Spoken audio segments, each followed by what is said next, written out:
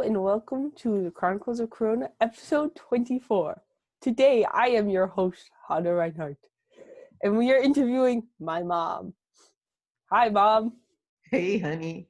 You're so far away. You're all the way downstairs. I know, crazy, right? Mm-hmm. Want to Hey, tell them? what's your heroic name?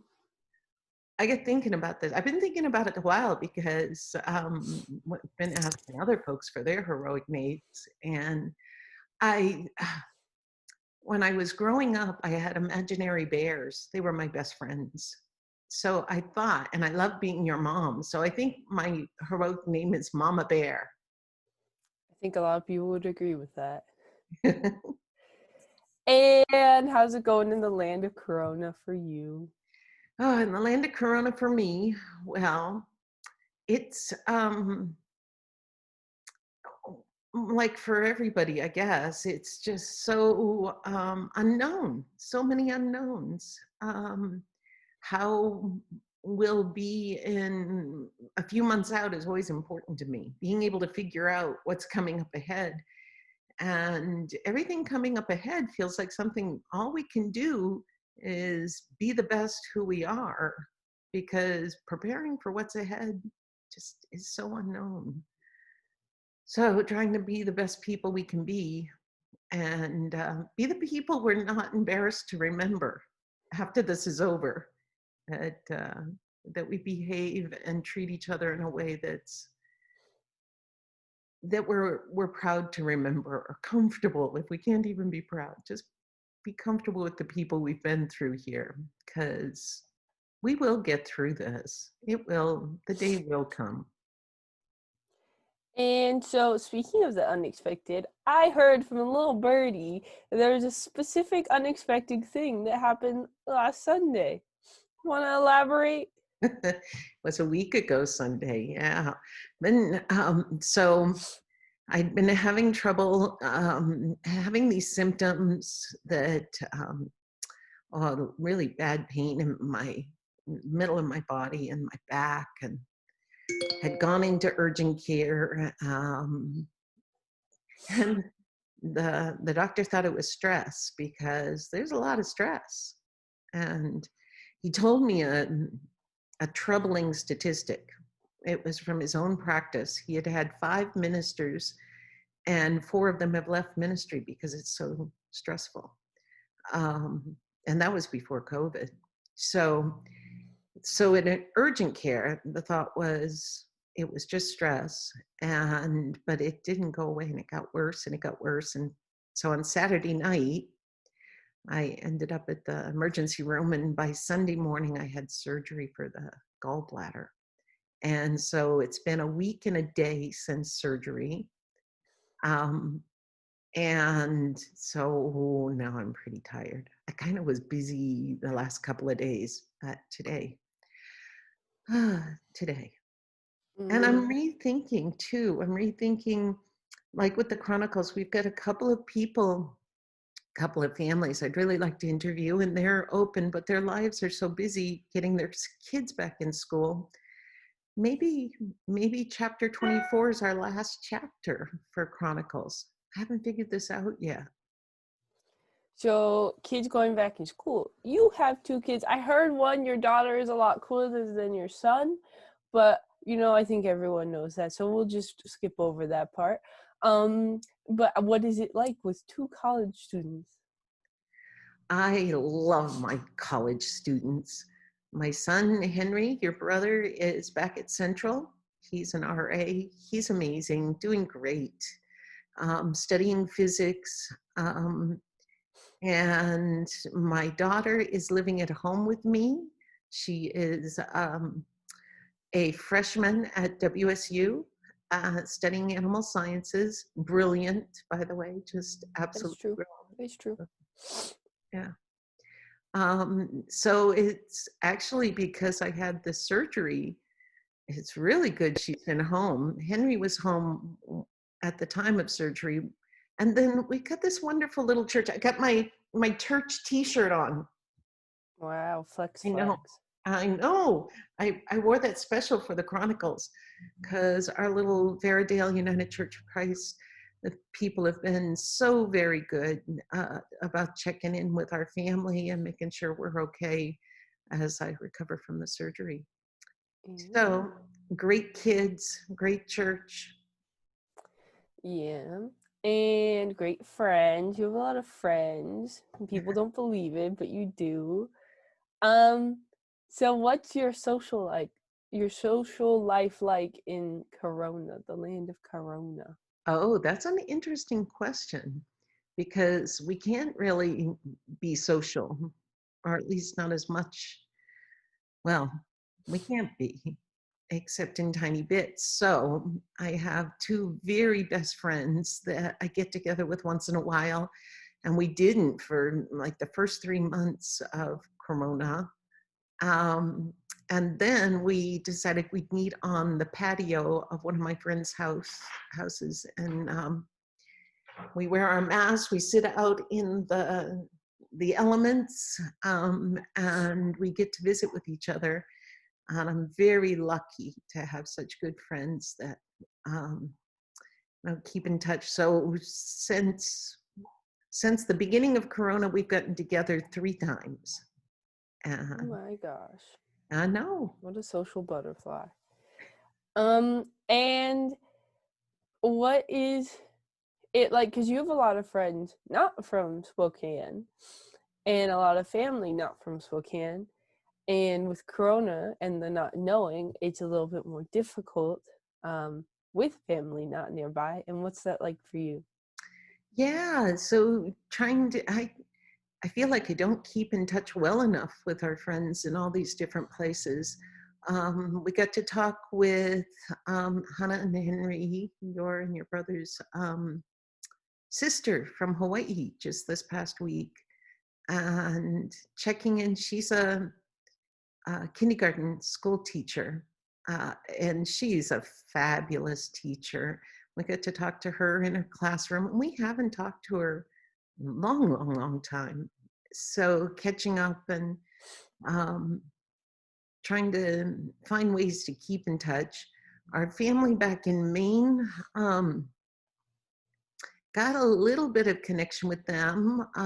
My sisters are doing well, and your grandma, my mom, she's 83 now, and she bought a little, what did she call it? A teardrop shaped camper. And they're going to be using this camper to travel between Maine and Florida. Florida is where she winters, but her home in Florida has flooded, not from any environmental disaster, but from some disaster with her little trailer down there. So life out life goes on, and then you add on the pandemics of systemic racism and the pandemic of COVID, and people who are so divided because it's more important to root for their team than it is to be society citizens together. My gosh. Oh my gosh. Yeah, well, it's good that you're keeping in contact. Um, um, So you know what we did this weekend? yes. So let me ask you a question. Okay, I'll allow it just this once. I'll allow it. As I am the host, I will give you host privileges for the time being. Okay, I don't want to be host. I just want to ask the host a question. Fine. Tell me about, so when one of the real struggles, because I can't drive much because of my surgery, um, and I'm the only one in the house that drives. So that meant we scurried around, and was so glad that Dawn from our church was able to take Henry back to Ellensburg. And it also kind of led to a certain getting of a permit. So tell me, what was that like to get your driver's permit and now be driving? And especially tell me about Prince Caspian. Right. All right. Story time. So on Friday, I ended up getting my permit. So I took the test, which turned out to be a lot. Let me tell you, I am the most awkward person I know. Because I walk in, right, and I'm just standing there because I've never been in this DMV. And then they're like, you want to come over here, the lady at this? So I went over there and I signed it and stuff.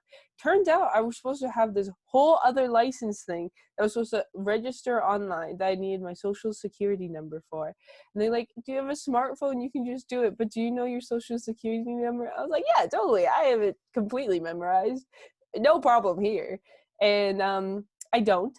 So I ended up sitting there for a half hour waiting for my mom to go home and find the social security number so you can put in the little thing so I could take the test.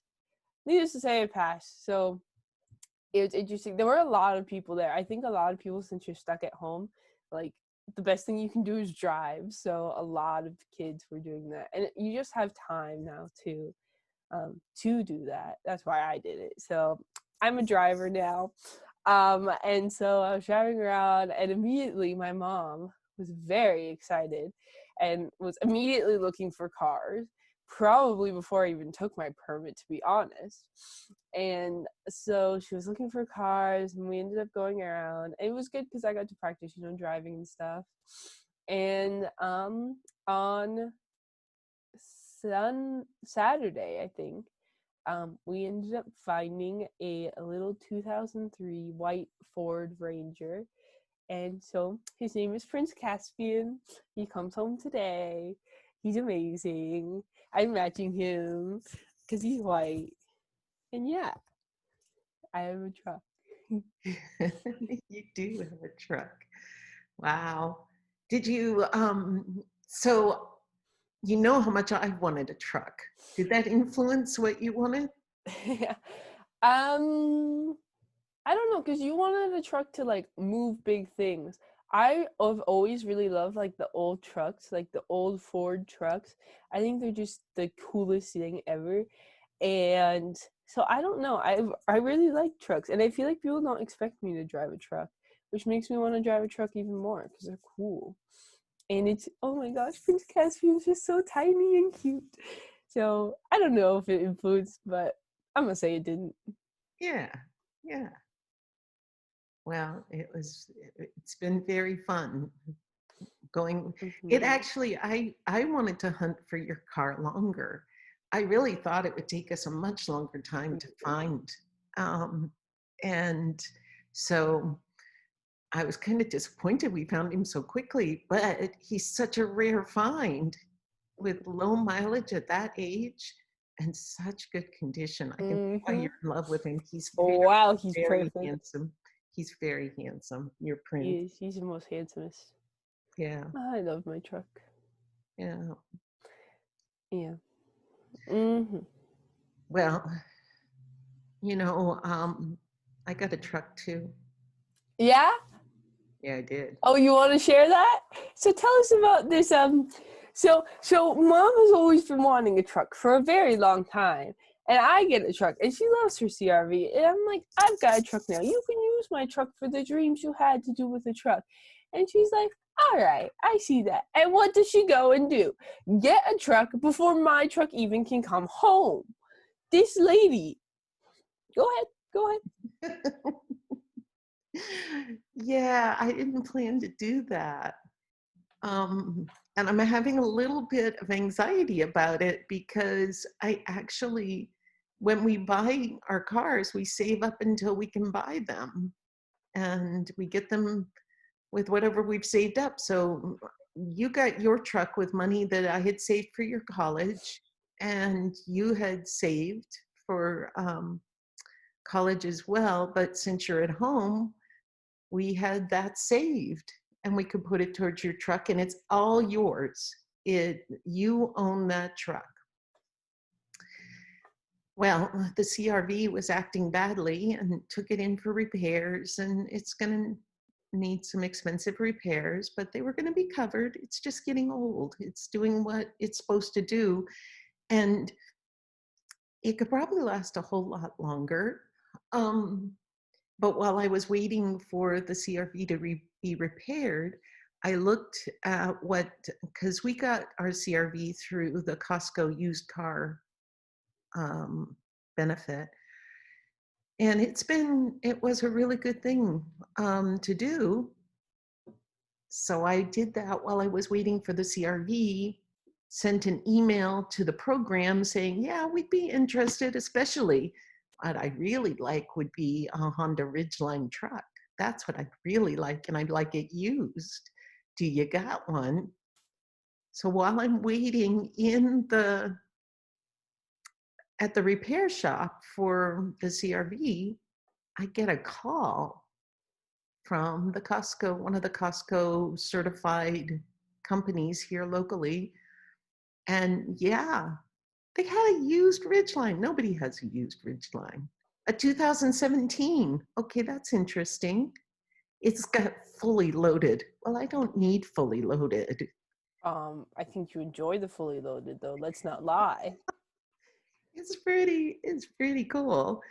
Um, and What does it look like, Mom? What does it feel like you're riding in?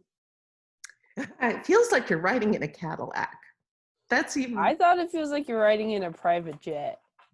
Well, it does kind of smell very expensive on the inside, doesn't it? Like a private jet.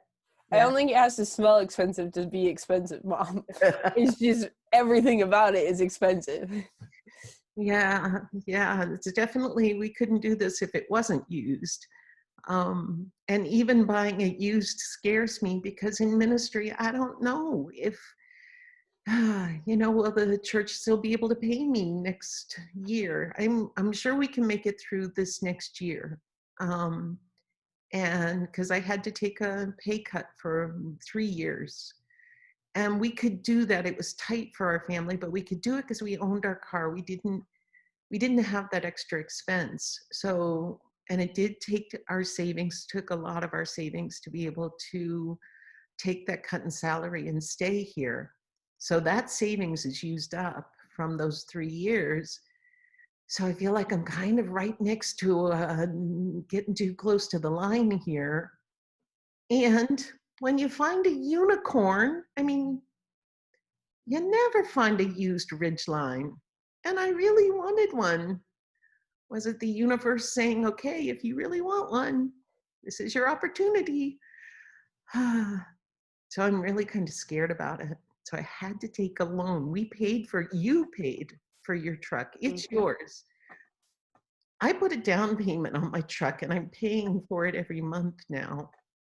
And it means we don't live by a lot of frills, but the little bit of frills we had will be tightening up until we get that paid. Mhm. Yep, that's the truck story. So I have the mama truck and you have the baby truck. Yeah. Somebody just had to be a little copycat.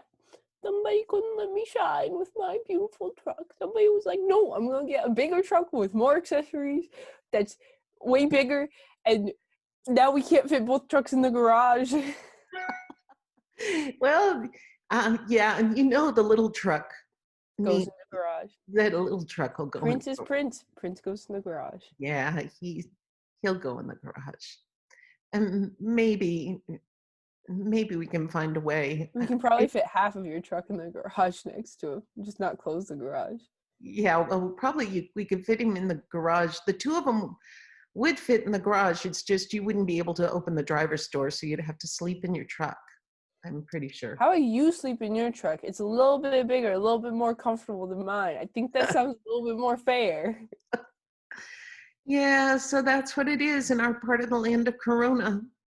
I bet there are a lot of people out there just wondering, well, to take such a leap of faith, not knowing about your work and, of course, health. Um, and golly, I'm really hoping there's not a hidden insurance cost because that would be disaster for us. We just, You deserve it, Mom. yeah, so I I'm gonna worry about those prove to things. you. Yeah. I Oh, worry about he's those. just a little worry wart. I know, right? Well, you know how I like to plan ahead. I like to have it mapped out. It's Girl Yeah. Scout here, you know? Well, Life can't always be planned, Mom. You gotta be spontaneous. Yeah, with caution. Yeah. Spontaneous. Well, if I jumped off a cliff, would you jump off too? No, I would Well, throw the rip me then. rope. I'd throw you the rope and you'd be yelling, hang on to my tree, I'll get you help. I'll get you my truck.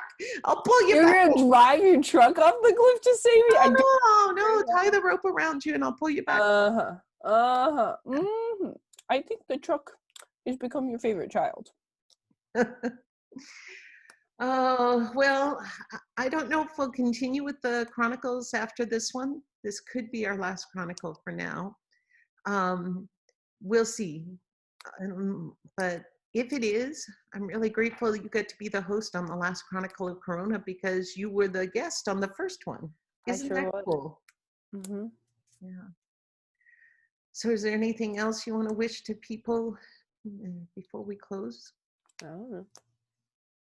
Uh, Stay safe. Be good. Stay well. Don't buy any trucks. They've all been bought. They've all been bought. Thanks. Thanks for interviewing me, Miss Hannah Reinhardt of Chapter 24, Chronicles Corona. I'll take my transfer of payment anytime you're ready. Yeah, it's done. I don't have anything left. All right. Bye. Do I leave now, Mom?